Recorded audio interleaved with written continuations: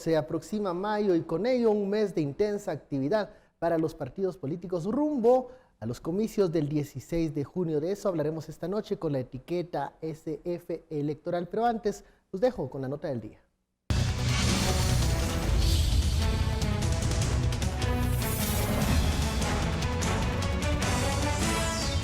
Los partidos políticos tienen 46 días más para hacer campaña electoral y para que sus candidatos se den a conocer. Previo a la Semana Santa, las actividades de las organizaciones empezaron con regularidad, colocando afiches o rótulos con los rostros de los candidatos. En comparación con otros procesos electorales, es menos la actividad propagandística, según lo estimado por la Unidad de Fiscalización. Durante la Semana Santa, la Unidad de Fiscalización hizo trabajo de campo, principalmente para lograr identificar actividades que tengan que ver con el uso de recursos, independientemente de las vallas que estén puestas, y logramos comprobar, por lo menos en las áreas donde tuvimos presencia, que sí ha bajado el uso de recursos financieros, porque no se ven como en otras épocas de una forma voluptuosa, por decirlo de alguna forma. Se espera que entre más se acerque la fecha de la elección general,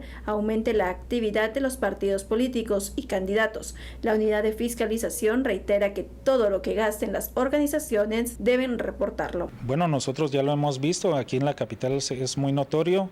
Después de la Semana Santa, como que se ha incrementado el uso de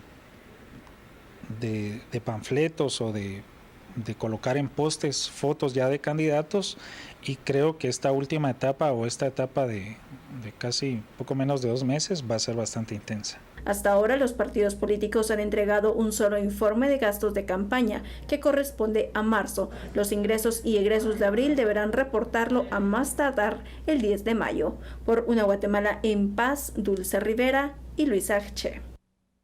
Bueno, así la situación de los partidos políticos. Hablaremos de esta fase ya en mayo de la campaña electoral, los informes que ya están entregando las agrupaciones políticas y también qué escenarios se prevén más adelante para los actores que buscan la presidencia de la República. Para profundizar en este tema, tenemos con nosotros acá en el estudio, por este lado, Daniel Herring. Muy buenas noches. Buenas noches, Ben.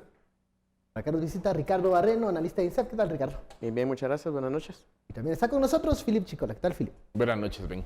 Comencemos con este escenario, con este análisis del escenario electoral post intervenciones de DEA, actuaciones de DEA. Recordemos que ya la semana terminaba con esta solicitud de antejuicio con fines de extradición contra el alcalde de Ayutla, el señor Zúñiga.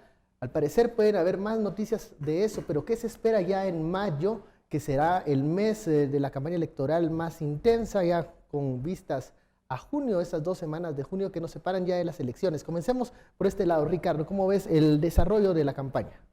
Yo creo que en 3 niveles o en 3 variables distintas. La primera, a nivel partidario, sin duda alguna que se va a intensificar la disputa por el voto, y una disputa que es importante analizarla desde la localidad, porque estamos viendo cómo cualquier efecto institucional, cualquier efecto judicial está teniendo gran notoriedad y gran relevancia desde las corporaciones municipales, y creo que ahí es, digamos, donde se le debe de poner atención, más allá de la disputa que pueda haber a nivel presidencial o de diputaciones. Y dicho sea de paso, el riesgo del incremento de la disputa electoral a nivel municipal es sin duda alguna el riesgo de posibles focos de conflictividad. A nivel institucional, creo que vamos a seguir hablando de una sobresaturación, no solo del Tribunal Supremo Electoral, sino también de las instituciones encargadas de resolver los distintos casos judiciales en contra de presidenciables, candidatos a diputados y los mismos candidatos a corporaciones municipales. Y lo interesante y de pronto la variable tal vez un tanto más inestable es a nivel ciudadano, es de pronto entender cuál va a ir, si ya se puede hablar concretamente de una tendencia en cuanto al voto, en cuanto a la aceptación del ciudadano a la oferta electoral. Así que sin duda alguna vamos a estar hablando de un mes de mayo bastante intenso, que de pronto la respuesta a cualquier incertidumbre, aunque no la mejor respuesta, será que al menos ya el TSE estableció como fecha máxima para la impresión de las boletas el 1 de junio, si estoy recordando bien.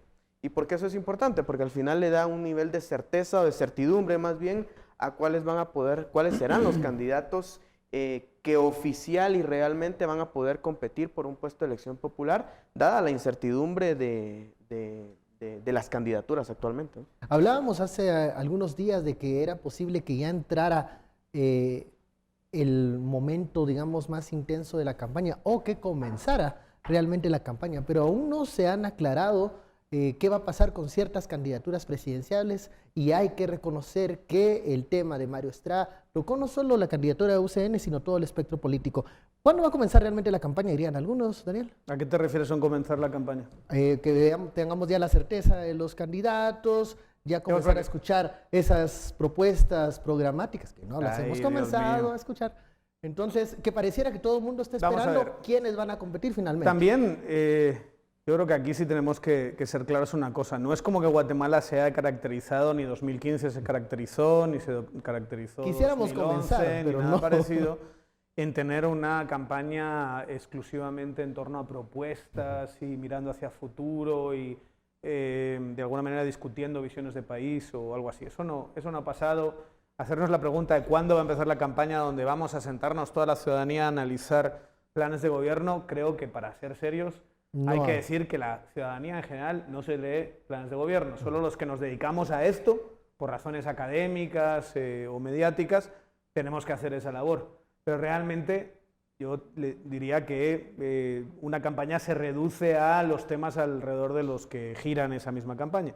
A veces esos temas puedes decir que están a lo mejor desconectados con los problemas de la sociedad, a veces no, a veces tienen más o menos legitimidad y creo que hay que tomar eso en consideración. Dicho esto, sí estamos ante una campaña muy atípica que se ha judicializado demasiado, es decir, que la incertidumbre nos lleva, y la incertidumbre de estos líos judiciales nos lleva a que todo gire en torno de si se va a poder presentar esta candidata, esta otra candidata. Hablar más de plazos de tiempo, si le va a dar... Casos, que si el caso de Mario Estrada, que si el caso de Roberto Arzú, que si el caso de Sandra Torres, que si el audio de Gustavita y Sandrita y ese tipo de cosas.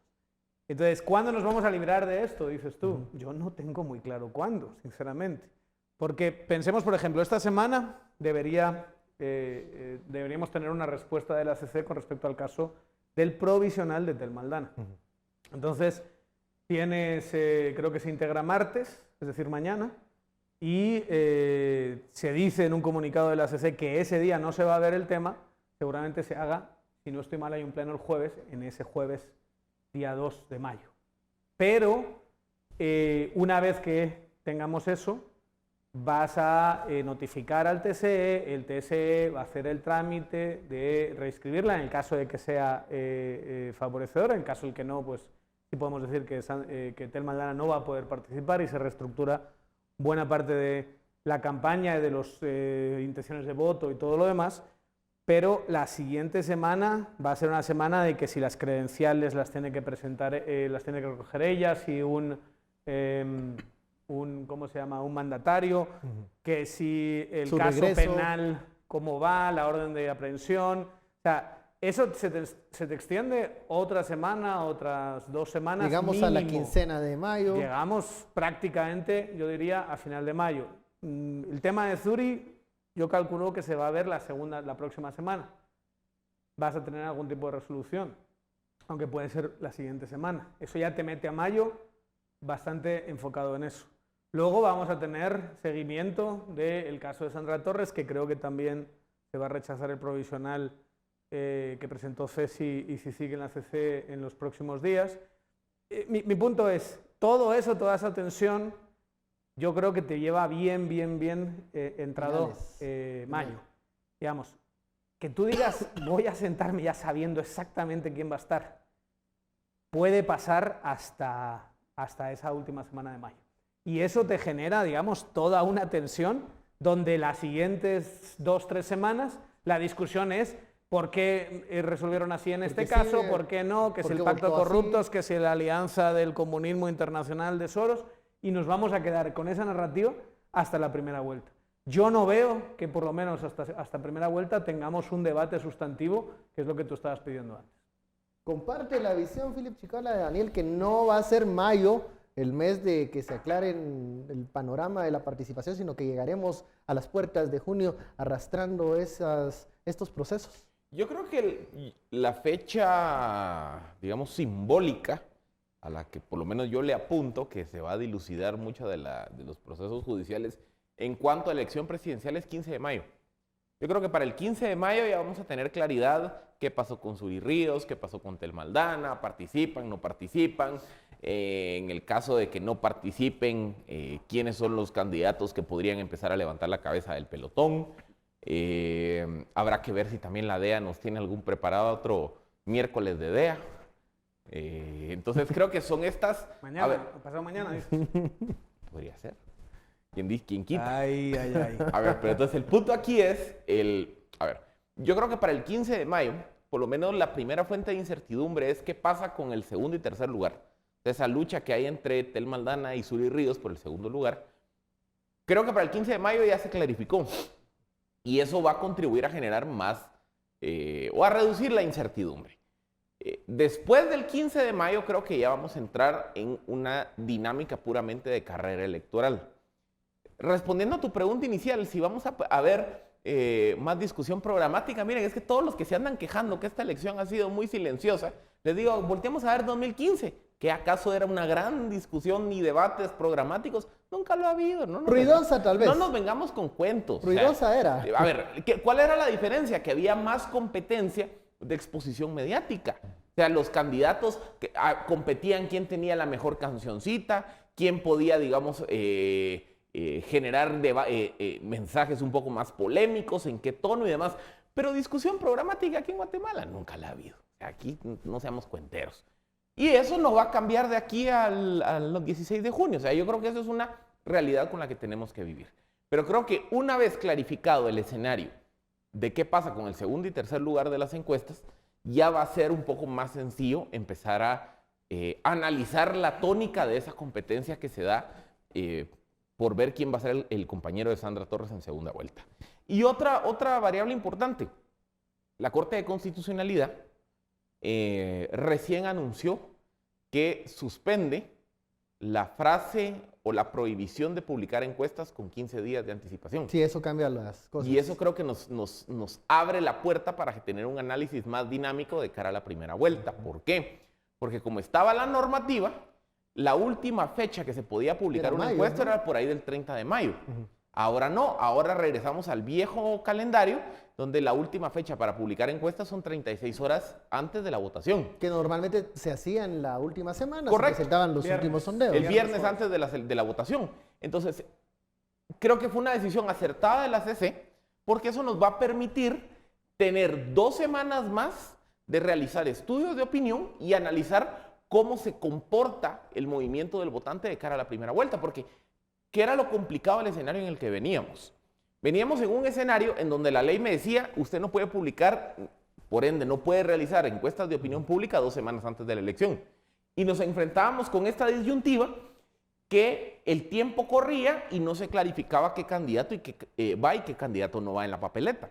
Entonces, el periodo para analizar cómo el elector empezaba a volcar su opinión, ya sea favorable o desfavorable a los candidatos, era muy corto.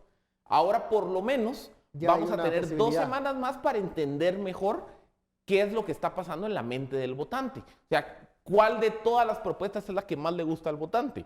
¿Cuáles son las motivaciones del votante respecto al 16 de junio? Bueno, vamos a la primera pausa de la noche. La etiqueta SF Electoral. Volvemos luego del corte.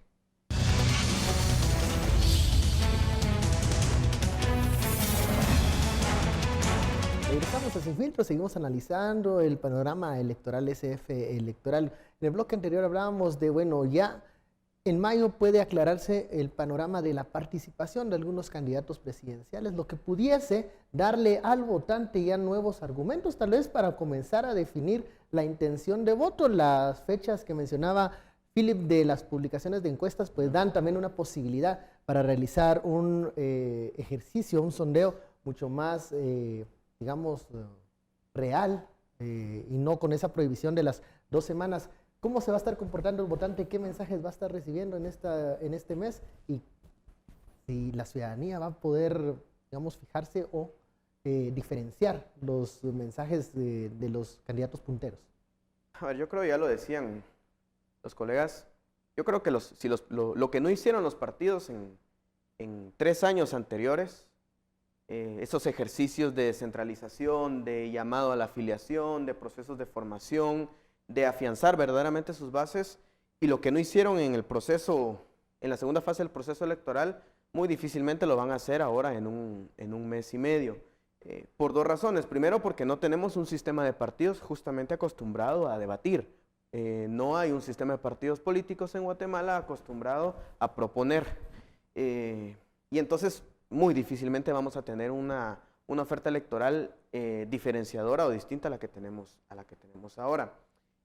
Y por otro lado, yo creo que al final de cuentas, un comportamiento, y lo digo de manera muy atrevida, que de pronto los partidos, o la estrategia que los partidos utilizaron en este proceso electoral, dada la cantidad de contrincantes, aproximadamente 25 creo yo, la estrategia que utilizaron fue garantizar su voto duro. Y entonces esa ha sido, más allá de la conquista de nuevos sectores, más allá de la conquista y el involucramiento de nuevos actores que le dieran legitimidad y sustento a los partidos, lo que hicieron fue garantizar su voto duro. Entonces creo yo que vamos a seguir viendo desde los espacios urbanos y rurales esas estrategias de garantizar que efectivamente lleguen al voto nulo, independientemente de cualquier proceso judicial que pueda venir en contra de ellos, que los afecte directa o indirectamente, es que ese voto duro pueda permanecer hasta el día de la primera vuelta. Y entonces vamos a ver, y lo estamos viendo, a las 13 candidatas que están, según sondeos de opinión, encabezando,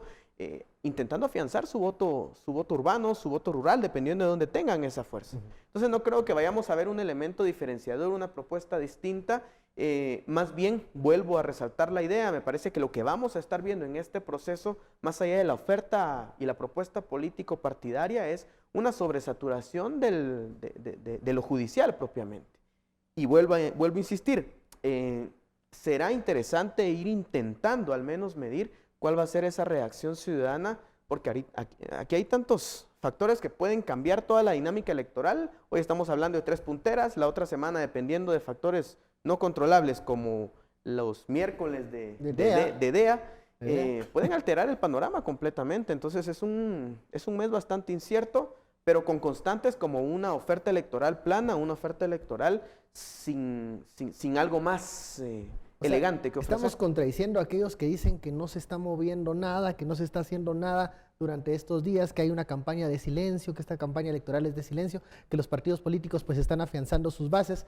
Veríamos entonces a la UNE que se preocupa más por territorios en lo local, y tal vez el grupo de Tel Maldana y de Suri Ríos tratando de conquistar o mantener el interés dentro de los centros urbanos como algunos de sus bastiones principales. Yo no creo concretamente que Suri Ríos esté solo yéndose a los centros urbanos. Creo que ya sí tiene y ha tenido la ventaja de tener una combinación de digamos, de campaña de tierra y campaña de aire, en la medida de la que se ha podido realizar campaña de aire en estas elecciones, donde ya sabemos por el tema de medios lo restrictivo que ha sido en ese sentido, pero digamos, si consideramos redes sociales más los espacios que se puedan tener en distintos medios de comunicación, creo que Suri Ríos, yo no diría que ha tenido una campaña exclusivamente en los centros urbanos.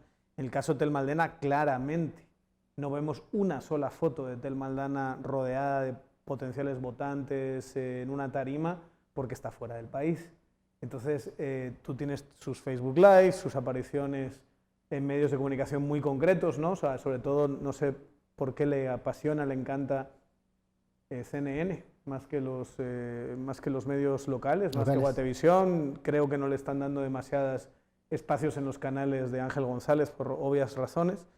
Y ella sí a eso se ha restringido, no ha tenido esa... Y luego, obviamente, Semilla es un aparato mucho más débil en términos de movilización partidaria y demás, hecha casi exclusivamente de voluntarios.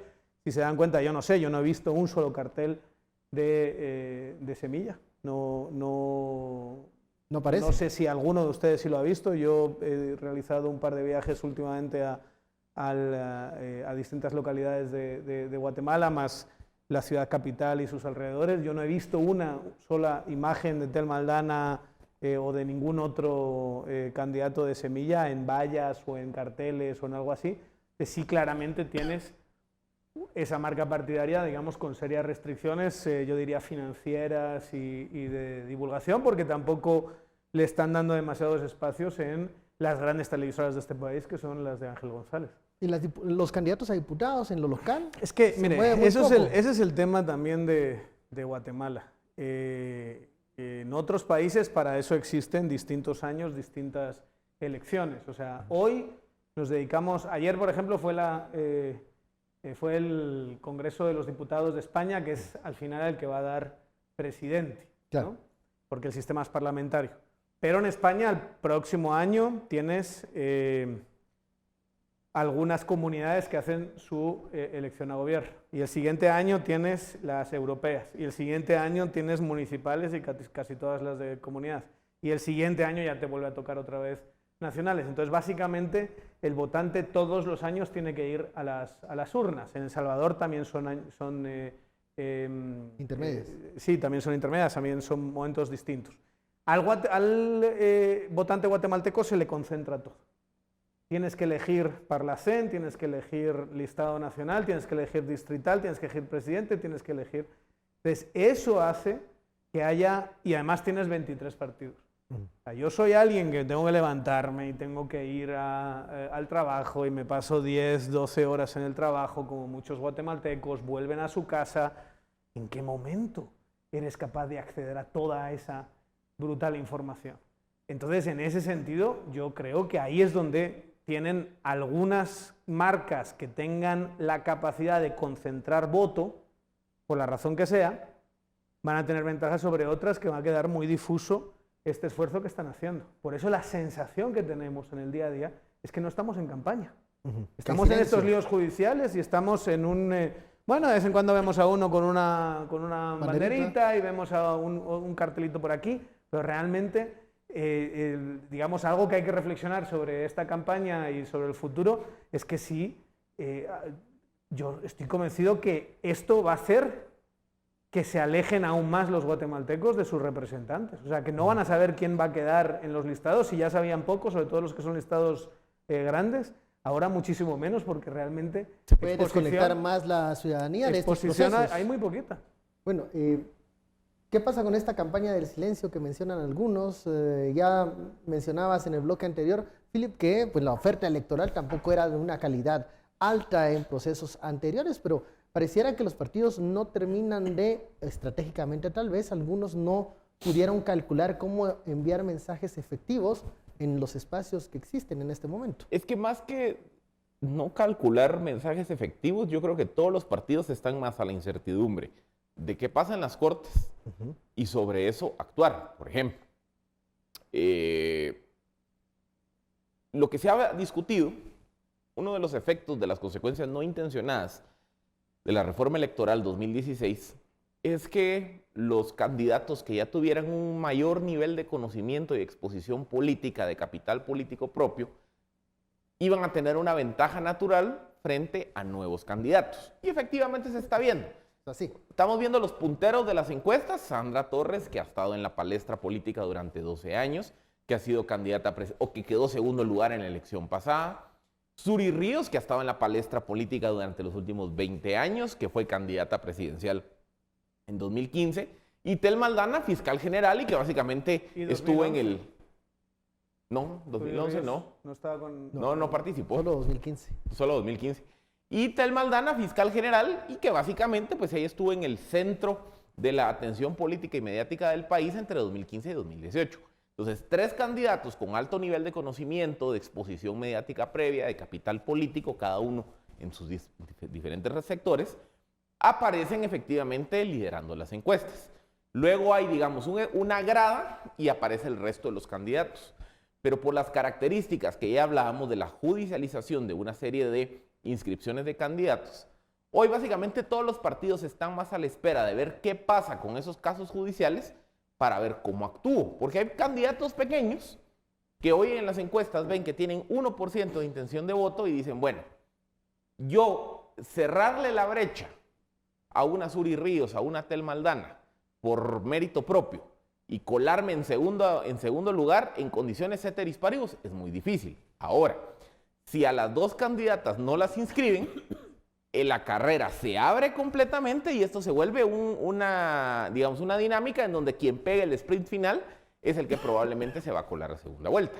Entonces, muchos de esos candidatos pequeños están más que nada cruzados de brazos, esperando cómo se resuelve el tema judicial de los punteros para ver si con eso actúan o no. Entonces que esperen sentados 2 semanas en lo que los magistrados deciden aclarar el tema a estos candidatos que tienen 1%, 1.5% de Pues ya es lo que está pasando de facto.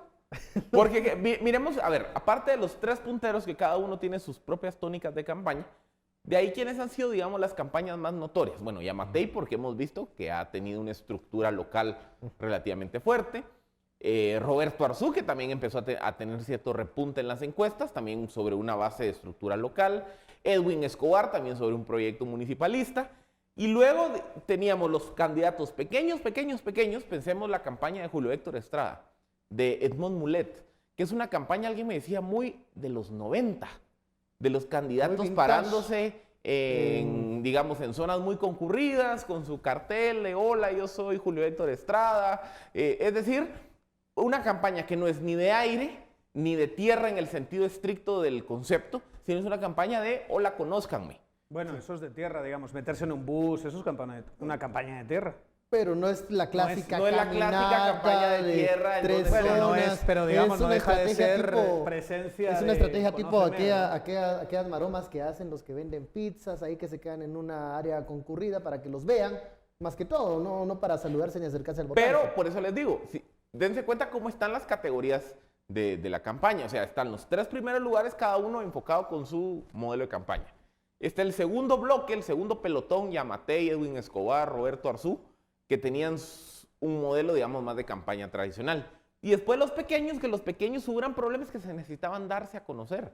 Entonces, el bloque 2 y el bloque de los pequeños, su futuro político electoral está directamente relacionada a qué pasa con el caso judicial Tel Maldana y el caso judicial Suri Ríos. Así les falta su propio caso judicial a lo mejor. Para que puedan generar algún tema de discusión. Digamos, lo que pasa es que aquí tú tienes un debate que gira en torno a estos casos judiciales. Y es muy difícil entrar ahí, a no ser que tengas tu propio caso judicial, que es lo que le pasó a Roberto Arzú. Estaban todos estos con sus casos judiciales. Y la semana pasada, pum, se colocó como yo. JJ le dio... Yo también tengo mi caso judicial, ¿no? Entonces también... O Mario Estrada. Realmente Mario Estrada, si nos vamos al análisis de encuestas, él entraba dentro de ese segundo bloque, del bloque Yamatei, bloque Edwin Escobar, Roberto Arzú, Mario Estrada. 4, 5, algunas, 3. Con cierta fortaleza en un territorio. Me voy a la pausa y luego regresamos con esto de los temas que algunos candidatos están utilizando para poder al menos figurar en algunas notas periodísticas. Volvemos.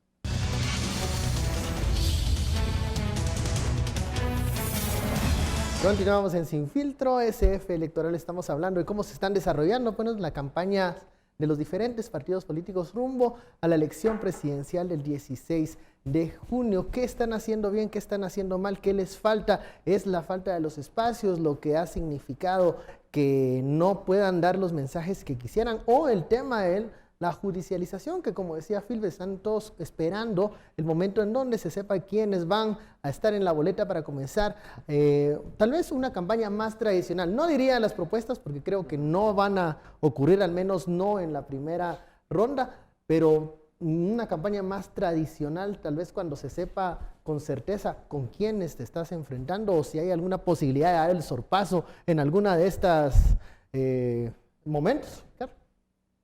Pues yo no sé si incluso el término tradicional aplica. Yo más bien creo que lo que están esperando los partidos es el escenario o el ambiente en donde ellos han estado acostumbrados a desarrollarse con libertad y con comodidad en procesos anteriores. Digamos, a mí lo que me preocupa es que pareciera ser que cada vez la estrategia partidaria se va orientando a casos judiciales, pero ni siquiera eso los logra apuntalar en la encuesta. En el bloque anterior hablábamos de la judicialización, pero digamos, habría que mencionar el caso de Mauricio Radford, por ejemplo, que fue uno de los que también empezó... Que tenía su caso. Que tenía su caso judicial, Pero lo interesante es porque él no pudo despegar en encuestas, digamos. Entonces pareciera ser que ni siquiera lo judicial es garantía para apuntalar en la encuesta y eso preocupa más porque entonces lo único que está evidenciando es justamente el vacío de propuestas con la que cuenta el sistema de partidos políticos en general, ¿no? Cuando hemos hablado con algunos pues, personas que participan en agrupaciones políticas, nos dicen que hay falta de certeza también para encontrar al contrincante, pero también para encontrar al financista, porque ellos han dicho, bueno, no solo es incierto el panorama, sino que ante ese escenario también quienes están dispuestos a financiar campañas no quieren en este momento decir con quién van. Quizá el cartel de Sinaloa. Tal vez por eso tuvo que ir el candidato aquel a hacer su petición. A financiar y eso es lo triste de todo esto. Creo que se ha repetido, se ha dicho ya bastante, pero claro, abre...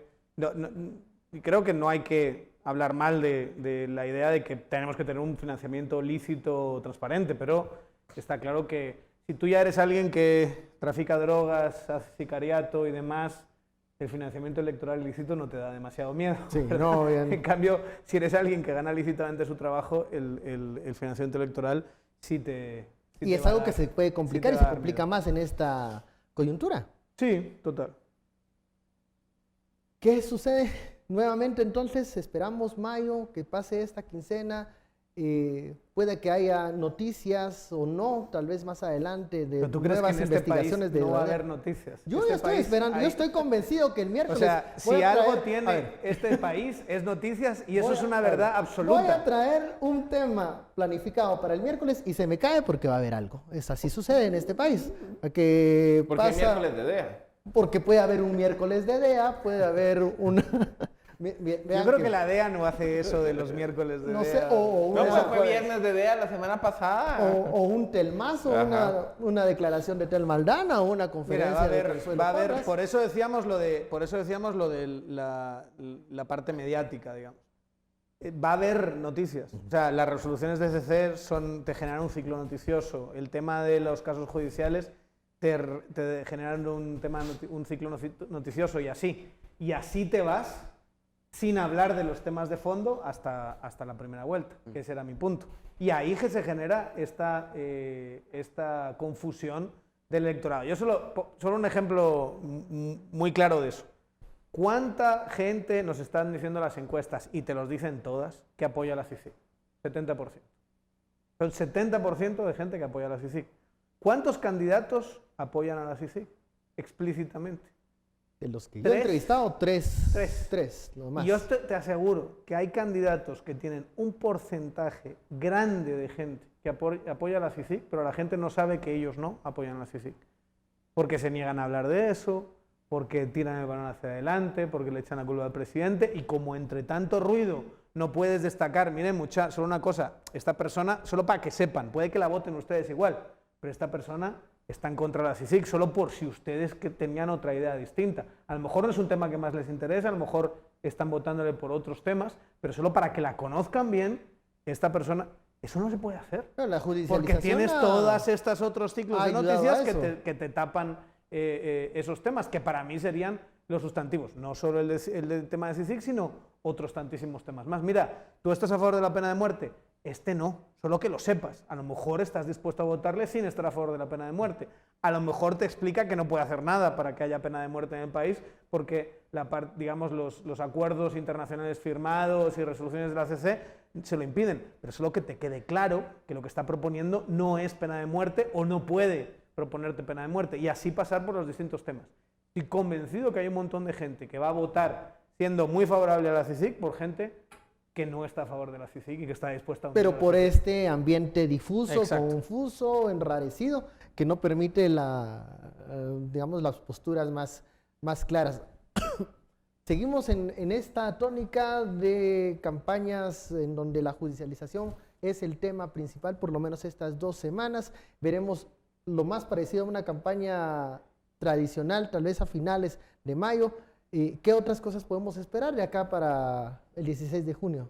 Bueno, yo creo que, como les digo, yo creo que 15 de mayo es la frontera mental que yo pongo para que se termine de dilucidar por lo menos los casos más relevantes de la carrera presidencial.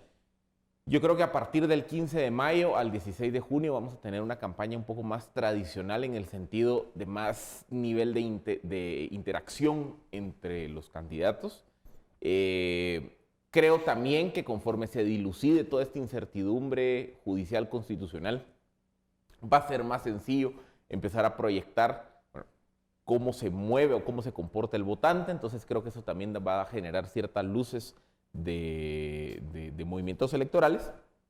Y yo creería que ya en ese mes va a ser más fácil poder empezar a clasificar posiciones de candidatos. Por ejemplo, Daniel hacía un primer ejercicio de clasificación de posiciones de candidatos en relación al tema CICIG, que básicamente hay como 3, 4 candidatos que han dicho sí a favor de la CICIG, otros más que han dicho abiertamente no y otros que sencillamente saben que ese es un tema que su electorado puede estar a favor de la CICIG, pero sus financistas no, entonces por eso mejor no dicen nada o adoptan posiciones muy cantinflescas al respecto.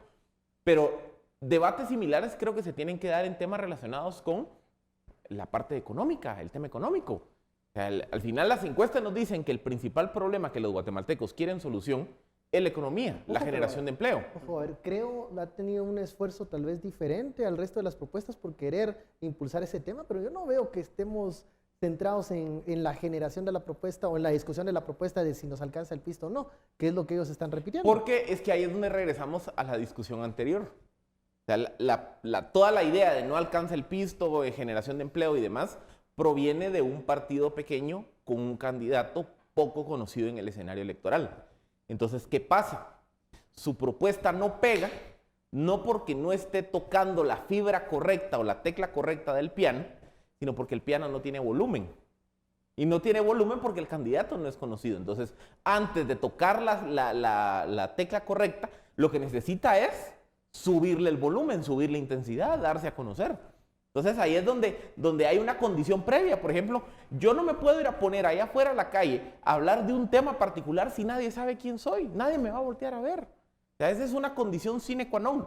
Para yo tener capacidad de dictar agenda, yo necesito ser un actor político relevante. Y para ser un actor político relevante, ya sea por posición, por legitimidad o por conocimiento. Y los candidatos pequeños no tienen ese conocimiento. En distintos sondeos de opinión se ha visto, ya lo mencionaba Philip, que la economía es uno de los temas que le interesa al votante. 3 actores relevantes, bueno, las punteras, estas 3 candidatas que pudiesen enarbolar ese tema, pues no lo han sacado mucho. Por un lado, tal vez Sandra Torres, más enfocado en el tema asistencial de los programas sociales. No he escuchado mucho del partido Valor y de Suri Ríos que quiera apuntalarse o quiera destacarse por ese tema. Y Telma Aldana, pues en lo poco que ella se ha referido cuando no se habla de su candidatura, fue aquel programa o aquella propuesta de Pavón renovado, que para mí no sé quién le aconsejó, si ese era un tema que pudiese generar debate. Digamos, de las 3, la que por lo menos tiene un economista como vicepresidente es Telma Aldana. Pasa es que una vez más, estás tan concentrado o están tan concentrados hablando de otras cosas que el posicionamiento económico no importa mucho. Ahora bien, ¿cuál de las 3 nos parece una candidata que vaya a salvar la economía como uno de sus grandes virtudes? Porque toda esta imagen que desarrolla un candidato... Si hablamos de las fortalezas de cada una, ninguna de ellas es lo económico, tiene el tema económico como principal. Un candidato se va forjando con su carrera política y qué es lo que representa en un momento determinado. Hoy por hoy tienes a 3 personas que son conocidas de mucha trayectoria. No te pasa como en 2015 que tenías a Jimmy Morales, que había salido básicamente de la nada en la parte política, aunque tenía un framing distinto que era el de su papel de humorista de televisión. Pero Suri Ríos no es la parte económica la que ha sido su núcleo fundamental. Quizás una mujer más atada a valores tradicionales, aunque quizás su biografía no te indique exactamente eso, pero no, digamos, lo que encabezó el Congreso o la clase en el Congreso en su momento, o la clase de significantes que tiene asociados, tienen que ver con su padre. Yo creo que la campaña de poner orden le va muy bien, ¿no? O sea, creo que sí es identificada como una mujer que tiene esa clase de como de fuerza yo diría incluso de connotación autoritaria, ¿no? De vengo aquí a dejar las cosas claras. En el caso de Sandra Torres tampoco, ni ha elegido un vicepresidente que esté bien colocado en la parte económica. Además, Sandra Torres me da la sensación que en el análisis de los mensajes en medios de comunicación no está ahí su fuerte de campaña. Su fuerte de campaña es ir a cada una de las localidades y decirles, les prometo un puente, les prometo bolsas, les prometo, digamos, todas estas Lo local, el ofrecimiento específico de cada comunidad. Pero sinceramente, cuando te vas al otro público, que es el público más urbano que quiere servicios, Sandra Torres no está bien posicionada ahí. De hecho, lo que ese público urbano recibe es más Gustavito y Sandrita y este tipo de cosas. Entonces, yo ahí es donde creo que Sandra Torres tiene un límite de crecimiento bastante claro, porque se ha quedado... En 2015 tenía la estructura de líder, la estructura de PP, ahora se ha quedado casi monopólica. Tienes algo de estructura en Vamos, algo de estructura en Valor, algo de estructura en PAN, sobre todo. Por supuesto, Prosperidad Ciudadana con Edwin Escobar también, pero realmente fuera de eso, ella es la gran dominadora y por eso tienes tu techo de 30% de voto válido, básicamente. De allí... En la parte mediática, muy poquito. Y Thelma Aldana, por Dios bendito, nada que ver con la economía. Nada que ver con la economía. Entonces, esas tres punteras, o sea, algo te está diciendo que estas tres vayan punteras con respecto al tema económico. O sea, claro que a la gente le preocupa el tema económico, pero cómo interpreta que se soluciona el tema económico son visiones completamente distintas. Si fuese así, es posible que tuviésemos a un Julio Héctor que sí tiene bastante más... claro que hacer en lo económico y además tiene bastante más pedigrí, vamos a decirlo así, o bastante más trayectoria en cuestiones económicas que presentar, ¿no? Por lo menos en términos meramente comunicacionales, pero no es él el que es elegido por los guatemaltecos, por una cuestión que decía Felipe antes de conocimiento, pero también porque yo creo que hay algo más, que es cómo estás interpretando esta crisis el ciudadano común, hacia dónde va este país. No está viendo a alguien como Julio Héctor como el líder que te va a sacar de esta crisis política en la que estamos. Bueno, vamos a la pausa, regresamos con cómo se está comportando la campaña en la alcaldía o para la alcaldía metropolitana. Pueden haber cambios ahí. Volvemos. Regresamos a Sin Filtro, estamos hablando de los escenarios y de la campaña electoral ya entrado mayo, ya en este próximo mes, donde se puede intensificar y clarificar la participación de ciertas candidaturas. Pero ¿qué está pasando también en otras latitudes? ¿Qué ocurre en lo local, en la lucha por la alcaldía de la ciudad capital? Ya otros sondeos comienzan a mostrar algunos números que parecían indicar que la intención de voto pudiese cambiar y pudiese llevar a un cambio allá en el Palacio de la Loba. Ricardo, ¿cómo está la competencia a lo local acá en la alcaldía de la ciudad de Guatemala, donde pudiese existir un relevo? Pues a ver, la Municipalidad de Guatemala siempre es bien interesante porque hasta hace unos cuantos años, hasta hace uno para ser más específico, se tenía la percepción de que todo el poder estaba concentrado, y creo que todavía en alguna medida lo está, en un partido. Donde decían que incluso no había que hacer campaña, decía. Exactamente, un partido que es interesante analizarlo como caso, como tal, porque es un partido que, a pesar de tener un solo diputado en el Congreso de la República, ese solo diputado preside o ha presidido por 2 ocasiones el Congreso mismo. Y entonces vamos entendiendo cuál es, digamos, ese nivel de alcance que puede tener ganar la municipalidad para agenciarte de otros espacios de mayor poder, como puede ser el mismo Congreso de la República. Y en esa percepción me parece que comienzan a surgir distintas fuerzas, incluso partidos que en ocasiones anteriores, como la misma UNE, no había postulado un candidato, ahora está en contienda. Tenemos intentos también de exfuncionarios como FOPA, que todavía se está discutiendo si lo van a dejar inscribir en su comité cívico o no. Pero tenemos al menos unas 10 partidos políticos en contienda electoral a nivel municipal de Guatemala, que no ocurría en procesos anteriores. Entonces, esa percepción de que ahora el pastel sí se puede comer entre más personas es algo que está siendo una primera, creo yo, característica de la MUNI de Guate. Sin embargo, digamos, aquí está cómo es que todavía el poder por sí solo no genera o no se transforma por sí solo, porque todavía estamos viendo cómo, aunque no puntee en las encuestas, Ricardo Quiñones continúa teniendo un control, creo yo, importante del poder o del capital político de la misma municipalidad. Y cómo es que se está viendo en Canela el contrincante a vencer. Entonces creería yo que a nivel municipal esta primera encuesta da luces. Afortunadamente, retomo la palabra de Philippe, al poder hacer encuestas muy próximas al proceso, al día de las elecciones, eso marca también contribuye a entender por dónde es que está yendo la intención del voto. Y entonces creo que vamos a ver de nuevo lo que veníamos diciendo, una disputa muy peleada. Hay más partidos políticos. Yo no descartaría que ya se pudiera estar marcando alguna tendencia importante entre el candidato a vencer, que pudiera ser Canela, y el que intenta concentrar aún el poder o heredar definitivamente el poder en la figura de Ricardo Quiñones. Lo interesante es que estamos hablando, digamos, de aquellos actores, si el término fuera así, aunque no creo, tradicionales versus aquellos que están intentando justamente una estrategia de posicionamiento, pero sin éxito. Tenemos al de Semilla, Álvaro Vélez, que pareciera ser que no logra levantar. Tenemos al mismo Fopa, que pareciera no lograr levantar. Y creo yo el caso más importante y que pudiera dar algunas sorpresas es el de la UNE, porque la UNE como partido tiene historia, como estructura tiene historia. Entonces yo no sé, digamos, qué tantas sorpresas nos pudiera dar Fernando Sánchez al haberse montado a un partido que creo yo siempre tiene sorpresas para dar y siempre tiene estrategias para implementar. A ver, reacciones, impresiones de la carrera por el Palacio de la Loa. Pareciera que hay ahí cosas interesantes. Bueno, hay una serie de encuestas que te vienen a decir que 2/3 partes más o menos de los habitantes de Ciudad de Guatemala quieren un cambio.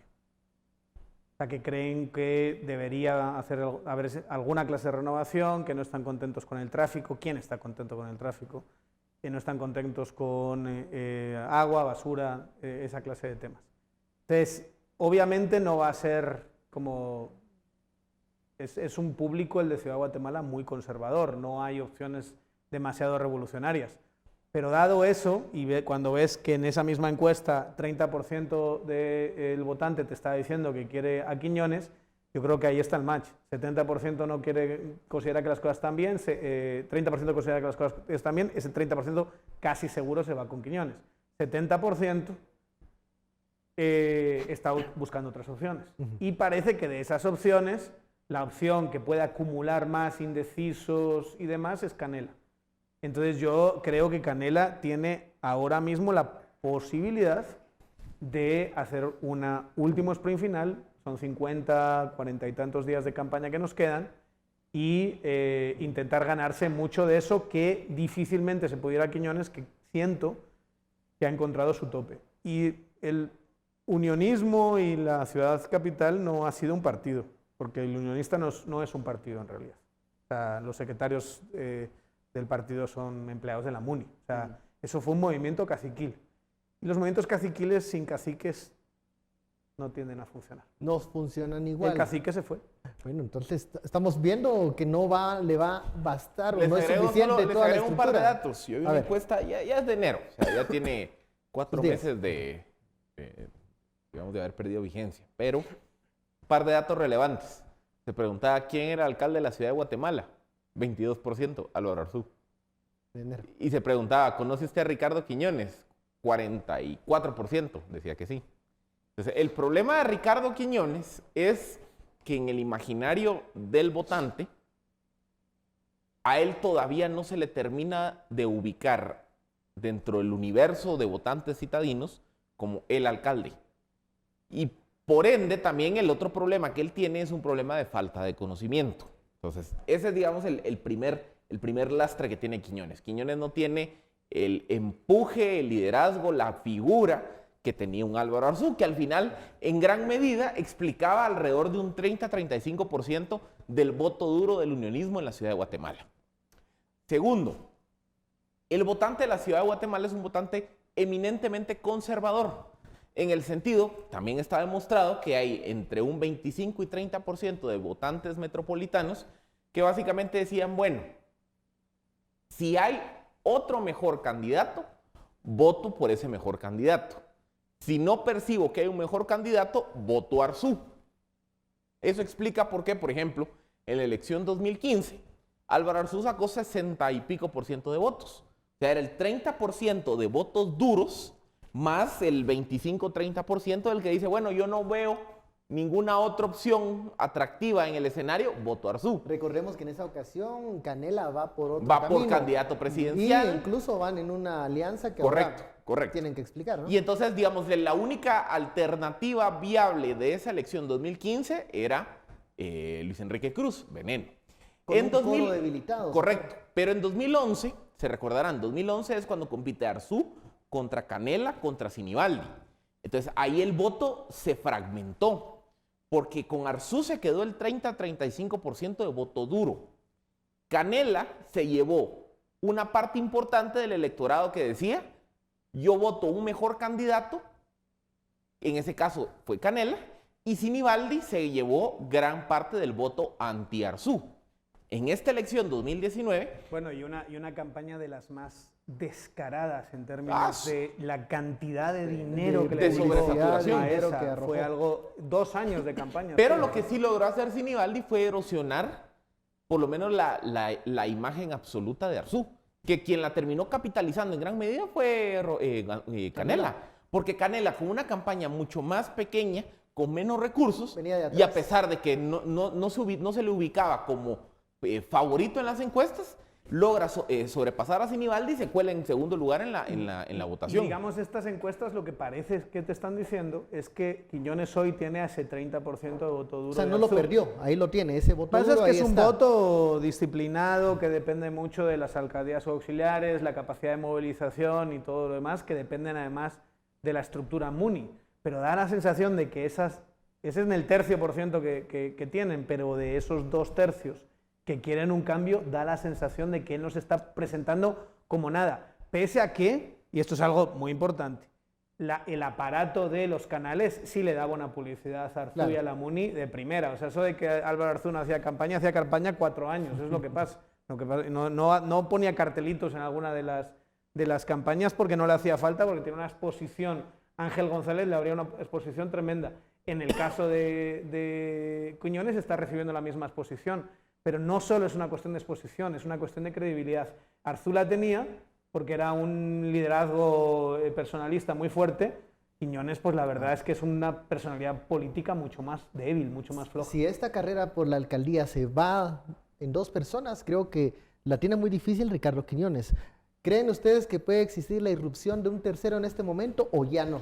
La competencia yo va la a ser veo, entre mire, Canela y Quiñones. A estas alturas la veo difícil, porque el problema sigue siendo otra vez nivel de conocimiento. Por ejemplo, en su momento creo que Fopa jugó la carta Sinibaldi, en el sentido de ser el anti-statu quo, porque la campaña Sinibaldi 2011 fue irle a pegar a la MUNI, lo estás haciendo mal, el tráfico, el agua, la basura. Fopa empezó a adoptar, digamos, un discurso similar, solo que más, digamos, enfocado en el tema corrupción, tráfico de influencia, malos manejos administrativos, etcétera, etcétera. Pero al final, no sé cómo va a terminar, digamos, el lío legal de Fopa. El problema es que Sinibaldi tuvo 2 años para hacer esa campaña de erosión de la credibilidad de la municipalidad. Fopa, hoy, a 1 mes y días de la primera vuelta, no está inscrito. Entonces, eso creo que limita sus posibilidades de pegar, digamos, un estirón. Y después de ahí, por ejemplo, Álvaro Vélez de Semilla, Pareciera lo veo... no. Difícilmente levanta. Ajá, lo que pasa es que se vuelve una dinámica de los enanos, igual que en la elección la presidencial. presidencial. Que aquí lo que pasa es que ya entro en todos esos pequeños enanos, que tienen algunos un poquito más de conocimiento que otros, pero que en el imaginario del votante no son candidatos. ¿Qué pasa con lo que mencionaba Ricardo, la estructura de la UNE con Sánchez? Pero es que la estructura de la UNE es más rural que urbana, es cierto, tienen una estructura urbana sobre todo en los asentamientos, en las áreas más populares, pero si algo se ha demostrado es que esos son territorios en donde la MUNI está bien fortalecida. O sea, hagan de caso que las estructuras se traslapan entre sí, que la estructura municipal logra capturar una gran parte de ese voto de los asentamientos, pero para elecciones de diputaciones y presidenciales se las lleva alguien más, porque recordemos, el Partido Unionista ha sido, digamos, una su característica es que saca 250,000, 300,000 votos para la ciudad de Guatemala, pero no sacan ni 50,000 votos para la elección presidencial. O sea, esa estructura territorial de la MUNI, alguien más se la lleva para presidente. Y yo creo que ese alguien más es la UNE. Entonces, la UNE puede capitalizar un 6, 7... Para algún diputado, quizá. Correcto.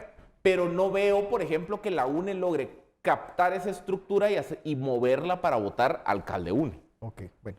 Hemos llegado al final de esta hora, se nos ha terminado. Ya estamos esperando mayo, a ver cómo se comportan los candidatos y sobre todo la vista va a estar fija en la Corte de Constitucionalidad. Tendrán mucho que decir entre esta y la otra semana los magistrados para ver si en la quincena de mayo el panorama ya es un poco más claro y se puede comenzar a pensar ya en esta boleta que mencionaba Ricardo. Ya hay una fecha límite para la impresión de la boleta y ver quiénes finalmente van a competir para las elecciones generales del 16 de junio. Muchísimas gracias, Phil, Ricardo, Daniel, por este análisis. A usted muchas gracias por su preferencia. Esto fue Sin Filtro. Feliz noche.